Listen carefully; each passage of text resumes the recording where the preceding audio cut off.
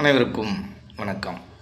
ஒரு நண்பர் இந்த கேள்வியை கேட்டிருக்கார். என்ன அப்படின்னா, ஜக்கி வாசுதேவ் ஒரு புதுசாக ஒரு நூல் கர்மா அப்படின்னு வெளியிட்டிருக்காரு.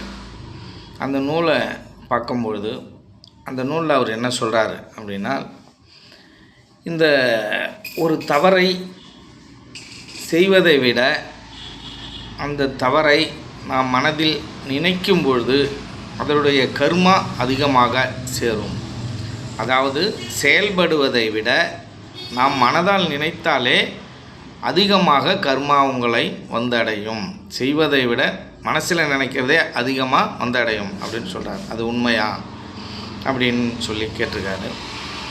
நம்ம இதுக்குள்ளே ஆய்வு பண்ணி நம்ம ஆராய்வோம். என்ன அப்படின்னு கேட்டிங்கன்னா, வள்ளுவன் என்ன சொல்கிறான் அப்படின்னு கேட்டிங்கன்னா, ஒருத்தவங்களுக்கு பற்றி தவறான விஷயங்களை நாம் மனதாலேயே நினைக்கக்கூடாது அப்படின்னு சொல்கிறது தான் சரியானது. நாம் செய்வதை விட மனசால் நினைச்சாலே பாவம் அதிகமாக வரும் என்பது சரியானது அல்ல. நாம் மனதால் கூட மற்றவர்களுக்கு துரோகம் செய்வதை நினைக்கக்கூடாது.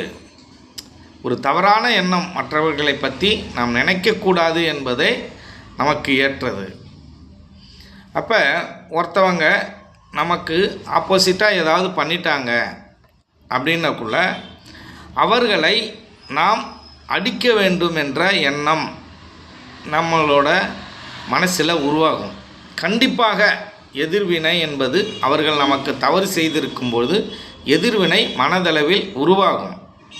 அப்படி உருவாகும் பொழுது அதை புத்தியை கொண்டோ அறிவை கொண்டோ அவர் முட்டாள்தனமாக செய்துவிட்டார், அதேபோல் நம்மளும் முட்டாள்தனமாக அவர் செய்தது போலவே நாம் அவரை தண்டிக்கக்கூடாது. அப்படி தண்டிப்பதனால் நமக்கு எந்த விதமான நன்மையும் கிடையாது. அப்படி தண்டிப்பதனால் நமக்கு தான் தவறான விஷயங்கள் நடப்பதற்கான வாய்ப்புகள் இருக்குது.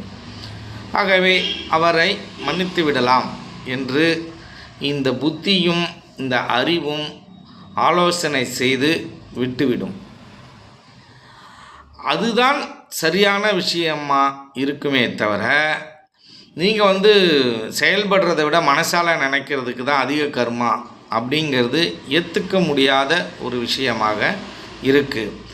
எல்லோரும் மனதில் நினைக்கிறது, ஒருத்தன் மனுஷன் தப்பு செஞ்சுட்டா அவனை திட்டுறதுங்கிறது வழக்கம். அதுக்கப்புறமா அறிவை கொண்டு ஆலோசித்து அவனை மன்னிப்பது என்பதும் வழக்கமாக